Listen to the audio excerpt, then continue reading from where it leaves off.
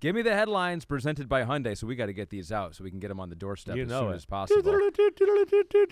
So we'll start with the game that was out in London. Yeah. So this one's been in the books for quite some time. The Vikings get the win over the Jets, 23-17. Your headline for this one is? London broiled. Got broiled. There was a lot of things I was thinking about. Like, I didn't know. I had so many headlines ready for this one.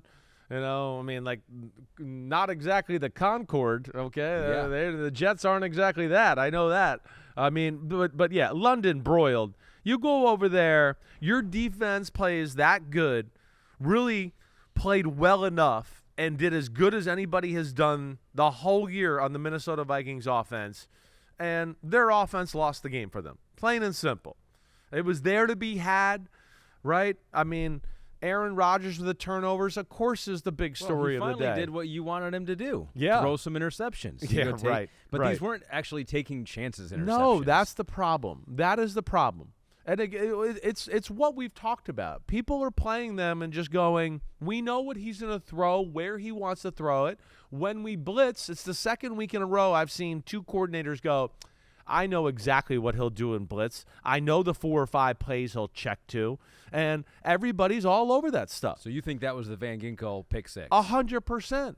All right, and I could show you plays last week from the end of the Broncos game to go, look, the Broncos know exactly where he's going to go to the ball. That's why if everyone's feeling like, you don't blitz quarterbacks like Aaron Rodgers, do you? This is what I was told. You don't blitz Peyton Manning. You don't blitz Aaron Rodgers. You don't blitz Tom Brady. They're too smart. They've seen it all, right? Yeah, they've seen it all, but when one guy does the same thing over and over to compound it or beat the blitz, they go, well, we've seen it all, and we know what you're going to do. And that's where they need to self-scout thyself a little bit there. But, yes, that was totally it. What do I make fun of them for all the time with what they do? What's their favorite route?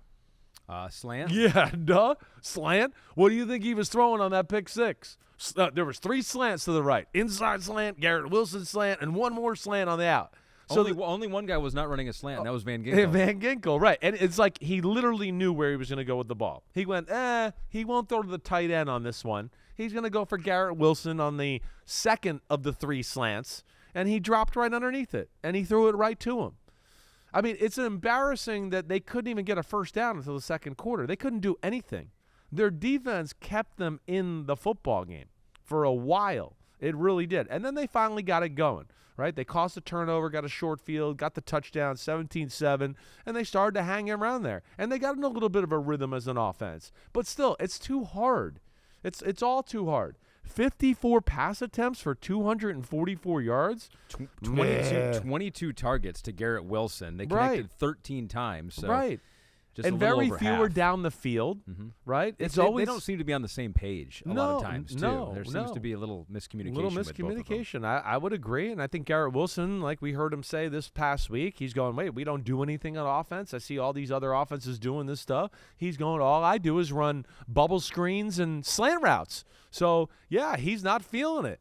That's where he's not liking it. So it's got to change to a degree. Because people do know what they're doing on that side of the ball especially, and I will still say they need to attack down the field a little bit more. He threw the one interception down the middle of the field, right, where I can't remember exactly who got that one. I think it was Bynum, right? It was but the safety Bynum, and that felt like I've been throwing it short, and I haven't thrown a ball down the field, so I'm going to throw it here now. And there was like 3 people around him. So it's like his emotions and frustrations got to him there. He throws the interception there. And then, of course, at the end of the game, that was a bad throw. It's not necessarily the bad read, but it goes back to our predictability thing. One-on-ones, he throws it outside. It's the only time he will. And if he's throwing it outside, what does he throw? What, an out? And a go route or a back shoulder, right? Yeah. I didn't mean to put you on the spot totally like that. I know. Yeah. You flew 6,000 miles in the last 48 hours. I get it. Sometimes it is an out. But that's what he does. And I don't know if you've seen the play yet. Which one? The last interception. Like Gilmore. Mike Williams, yeah. Yeah. Gilmore played the back shoulder. Yes. He literally was like, wait, I'm at 10 yards. This is when the back shoulder comes. He never turned and ran. He just stayed square and literally was like, wait, I'm going to wait for the ball. And then Rodgers didn't throw the appropriate ball off of that. He showed that high and outside. He threw it low and inside, right? But, again, it goes into it again where, listen, if I'm seeing this stuff, of course the other team's seeing this stuff. They're watching a lot more film than me on their opponent. And so that's where it's disheartening. he's still got too much talent to be looking to throw the ball 3 yards every play. His arm is still damn good. He's wasting his God-given talent by being Charlie freaking checkdown, and that needs to change if they want to go where they want to go in New York. Yeah, well, we saw that. I mean, scrambling ability where he's moving all around, and who did he hit in the end zone on that one? Let's see. I'll get it to you. That was Lazard, I believe, and that was right. that was old Rodgers, right? Step up in the pocket, kind of looking to the right, throws a laser to the left corner or the back left side of the end zone there. That was great. That really was. So that talent is still there, but I think they need a few more ideas. They can attack down the field a little bit more, would certainly help, and we'll see where that goes. But their defense did as good as anybody I've seen against this Minnesota offense. Yeah. Now, the encouraging thing for Minnesota is that their offense didn't play great, and they still found a way to win the football game. Still won. And that to me is an encouraging sign. They're 5-0, and they've done it just about every way possible, and they're really a complete football team. First 5-0 start in 8 years for the Minnesota Vikings. Coop goes Vroom, wants to give a little damn okay, a shout-out. Good. He goes, if Harrison Smith played for the Cowboys, Packers, 49ers, or Steelers, the media would be talking about him as a first-ballot Hall of Famer, 20 sacks, 35 INTs for his career as a safety, one of the all-time greats. I don't disagree with what he's saying. He definitely would get more credit if he was on a little bit more of a high-profile team, or, if he got to just play maybe in some more big showcase games, which the Vikings haven't had many of those, throughout his career. They got to one NFC championship game, and that game was over by the late second quarter. So nobody really, he's not his household name, maybe like to the extent he should be. And I don't disagree with that comment. Sorry, Vikings fans didn't gush a ton about what you guys have done, but we've been gushing all season. Yeah. So this was a little less on this one. Yeah. Cardinals beat the 49ers 24-23. Yeah. Your headline of this one is? Meep, meep. Yep, that's what it was today. Meep, meep. Yeah, it was Kyler Murray. I mean, from the start of the game, first off, he runs a little quarterback run, and his acceleration is so special. He's gone within 7 yards of the line of scrimmage. Nobody going to catch him. Incredible play that way. The funny thing is, we're seeing on the dots. The funny thing is, I was like, yeah, that what a great play. And in my mind, I'm trying to think, how far was that? I was like, I think it was like probably 25 yards because it happened so fast, right? And then I looked at it's 50 yards. Oh, he's still special that way. And I love the design of the play. It's the 49ers. They're aggressive. It's a 1st and 10. They're thinking, they might run the ball. They fake it to James Conner up the middle, and then he's got Elijah Higgins being a lead blocker for him out front on the right side there, and he runs it in. Now, let me give you the speed because I've been given speed. Yeah. Go ahead. I've got my radar gun out today. 21.2 miles per hour. That was the fastest by a quarterback as a ball carrier over the last 8 seasons. And I guess after that, I will say meep one more time because that's what it deserves. That was a 2-play, 75-yard touchdown drive. You're not used to seeing the 49ers do that a lot. 49ers lose their kicker, Jake Moody. That was a big part of the game. It really affected them second half when they had that 4th and 20-something, and they had 24, to go for it. And they went for it, from right? the 27 7-yard line. Yeah. They could have got a first down, and I believe they almost got it. I mean, it looked like Kittle had the ball around the first down, and he kind of got hit just as he caught it, and you were like, holy cow. I was kind of getting dressed and ready and trying to watch that and the other games there, so I didn't get to see all the details of that moment. But, Moody having to make a tackle on a kick return. He got a high ankle sprain. That certainly affected them today.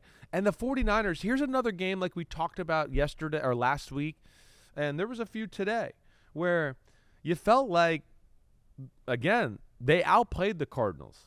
But in big moments or the gotta-have-it moments, they're kind of either they're messing up or they're letting the other team make a play. It felt a lot like the Rams loss a few weeks ago where you went, wait, they're the better team. They're kind of dominating.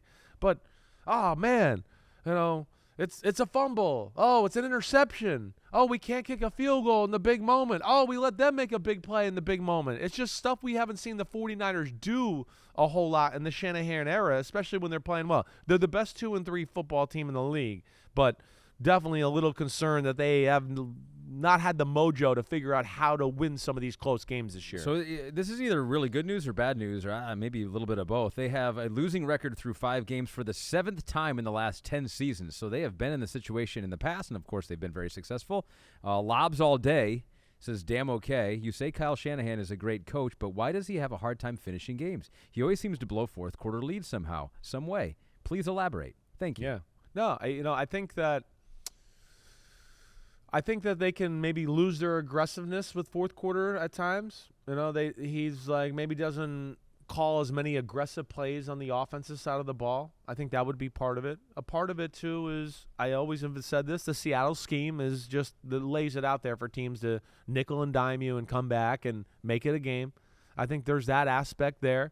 I do think that they're a team that, they want to run the football first, right? And when they're up and have a lead, they want to keep running it. And teams are going, wait, we're down. They're going to run it. We got to go all in to stop it. And they take some chances. And if there's anything throughout his time or whatever that you could question in San Francisco is the pass game being able to stand alone by itself when the run game doesn't work. I think they're really close to being able to be that type of team with Kyler Murray. But it's one of those that's kind of hard to figure out a little bit. It really is. I mean, they're not blowing that many leads. You got to 2 Super Bowls and 4 NFC championships, so let's not go too crazy here, right? But I understand. And there's certainly, hey, you start the first half out, right? And it's 23-10. You got the ball to start the second half.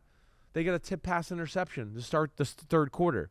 And then they don't even do anything, and they get a field goal. So make it 23-13. So that cuts into the lead. You drive down the field late in the football game, and you run a toss sweep to Jordan Mason, and he fumbles on the 9-yard line. I mean, that's not Kyle Shanahan. Sometimes the players let you down too. So unfortunate that way there. And then their defense this year is definitely seemed to have let up a few more big plays than we're used to with the 49ers. And one of the big plays was not a long play, but it was the 4th and 5, under 3 minutes to go, where Kyler Murray does another great job in backpedaling on the blitz. Was that unbelievable? Lofts it up to Marvin Harrison, which is something he does very well, body positioning and blocking off the defender and securing that catch. He's a big body. He knows how to use his body, go up and get the ball, attacks the ball. Got great hands, right? I mean, he's going to be a damn good player. He really is. I don't think he's Brian Thomas Jr. or Malik Neighbors for that, but I still think he's damn good, and they're going to continue to figure that out. But, hey, that play there was phenomenal, no doubt about it. And then his running. Kyler Murray's run, 7 runs for 83 yards. Yeah, that's a tough day. The Niners are still a little beat up. The good thing is they got Ayuk going today. Yep. Hopefully that can help. Hopefully they can get McCaffrey back soon. That'll be big. But, yeah, the defense to this point has not been as dominant as we've known them to be maybe in some of their Super Bowl years. That was Give Me the Headlines, presented by Hyundai. Yo, homies, thanks for watching. Yeah, it's time. The NFL season is here on Chris Sims Unbuttoned. You can hit subscribe to get all the weekly picks, plus our Sunday recaps as the games are happening. Oh, you know it. Nobody does that better than us. Thanks again for watching. Remember to subscribe. Peace out. We'll see you next time on Unbuttoned.